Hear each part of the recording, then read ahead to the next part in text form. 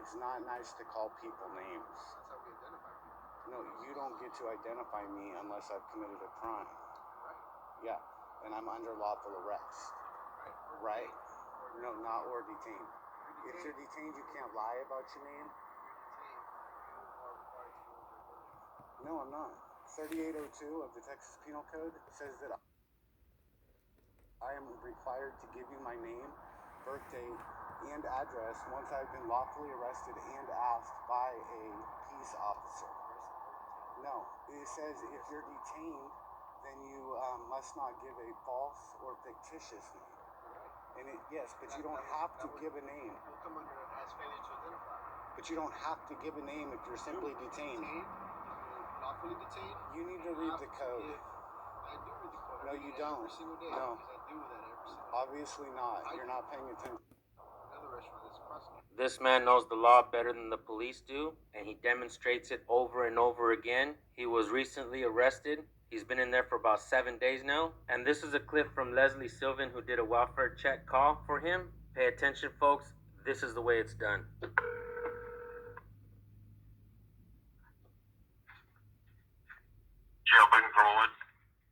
Yes, hello, good morning. Is this a non-emergency number?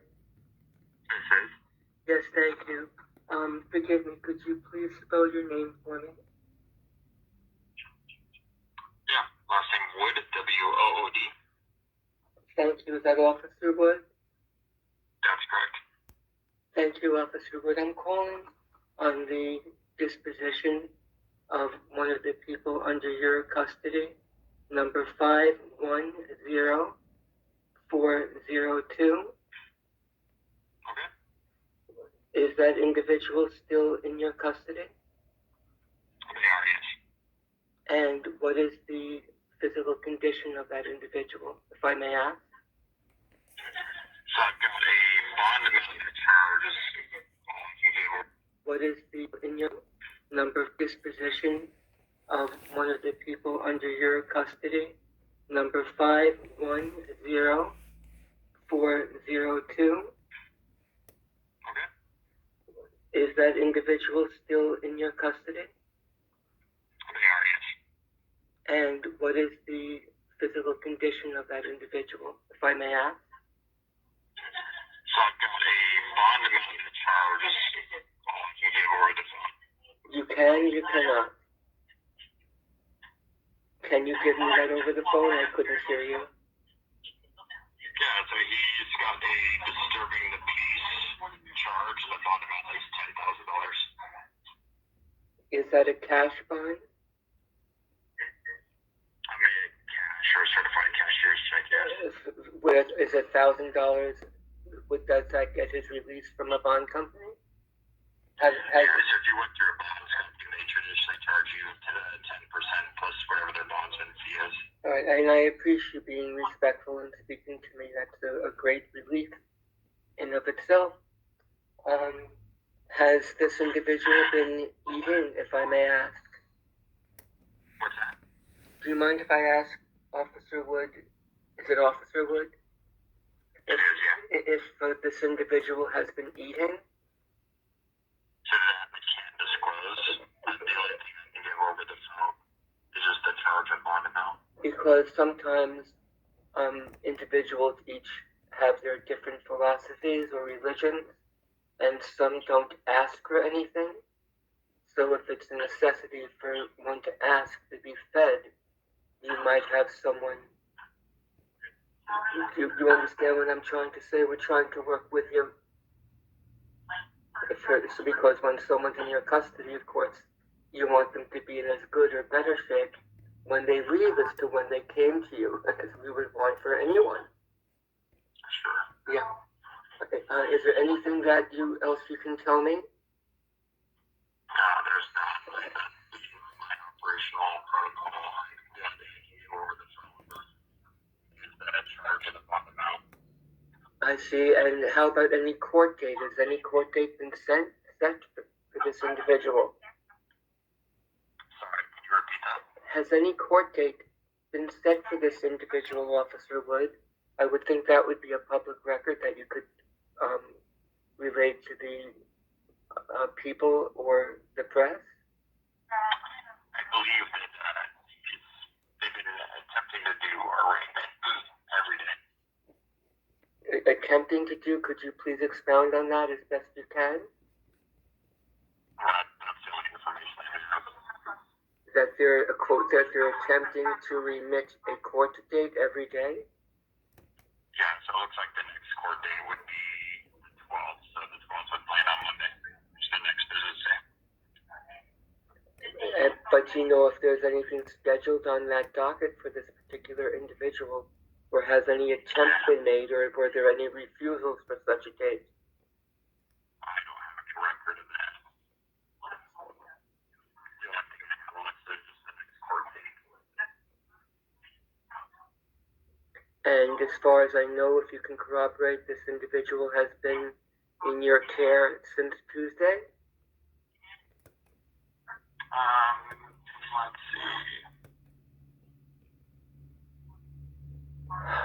Tuesday, that's correct. Is that normal to have such a high bail sent for someone who has no violence in their history? That I can't speak to. It appears that it was a warrant that he was brought in that was signed by the judge, so that the judge seems to want to know. I see. So that was a bench warrant?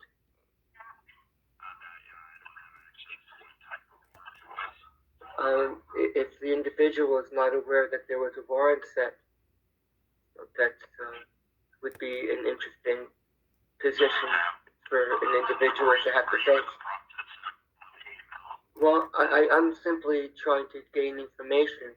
I only personally found out about this recently, or you would have had me calling on Tuesday to try to alleviate what you've had to have under your care during this time. Not to be redundant, but for a nonviolent individual who is a strict constitutionalist and actually protects everyone's rights, regardless of one's hue, for the purpose of preserving it for all of our children, yours and mine and everyone's. So it's just a sad state of affairs when someone expresses grievances against the government, and from some people's perspective, they might feel that it is being somewhat retributional. And of course, we would never want anyone to think about that of our police. We want police to shine. That's important for all of us to do that. I had not given my name. I retained that under my Fourth Amendment, as I'm sure you can appreciate, and that our founding fathers and veterans spent their blood to preserve those rights for us. If we don't exercise those rights, like a muscle, they go away. That's what's happening here. Too many of us hide away. Our civics is no longer spoken, taught in our school systems. It leaves it up to individuals such as the one who you have under your custody to remind us of these rights that we do have and not to be afraid of using them for fear of retribution. That's all that's really happening from a nonviolent, highly educated and purposeful individual who knows the law and the First Amendment, the Fourth, the Bill of Rights, and the 14th inside out, and all your own local laws. That's why it's such a sad event from a human being to another. I don't expect you to make an answer, but we all want our children to grow up in liberties as we enjoyed as children without having too much of a leash on or having fear to actually speak up to someone wearing blue. As my mother taught me, police are your friends. You can go up to them and talk to them. My father was pro bono counsel for the New York City Police Sergeant Benevolent Association. I'm not anti-cop. We just want to have good police who can work with the citizens and not to look at us as civilians. That's a paramilitary terminology. The psychology is dangerous. It's incrementally dangerous.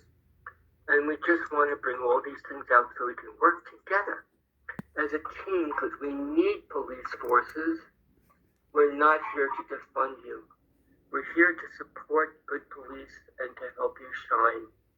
you have any statements or points that you'd like to present to me right now, Officer Wood, and I do appreciate your professionalism. Oh, you're welcome. I don't. Is there anything that I can further assist you with? Any further questions regarding like a charge or a bond or anything like that? No, other than to read the Constitution, to support it, protect that oath you took, and to understand the nature of complicity. We understand how difficult it is for a police officer to not speak up against another police officer, the same as a doctor won't act as a witness against another physician. We understand that, but there has to be some common ground of reasonableness when you have something who you have under your custody who is a peaceful individual as one of the people.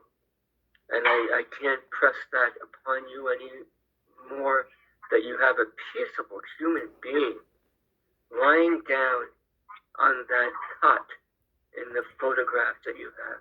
I wish you all well. I want you all to get home safely to your families.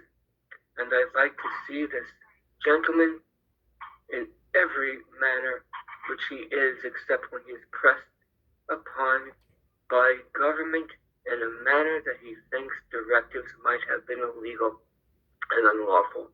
That's the gray area that you have presented, and why you have a particular person under your care on the charge of disturbing the peace. Speech alone cannot be any disturbance, nor can a camera. The courts have ruled on this at the highest court levels. We don't want your town opened up to unnecessary suits. That's not the point. The point is education. That's all we're trying to achieve, to have an educated public. Of course, the police would prefer an educated public, and not to keep us in ignorance, and to help work together. Anything I say will be redundant, and I don't want to belabor the point. I'll let you get back to your work.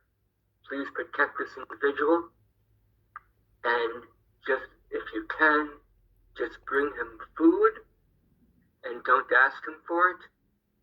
I'll do that for him on his behalf. Just leave it there. If it's not finished in a specific amount of time, just leave it there, please. I wish you well. Do you have any other statements or thoughts for me? I do not appreciate your time. Thank you, man. I appreciate you. Have a good day. You too. Bye-bye.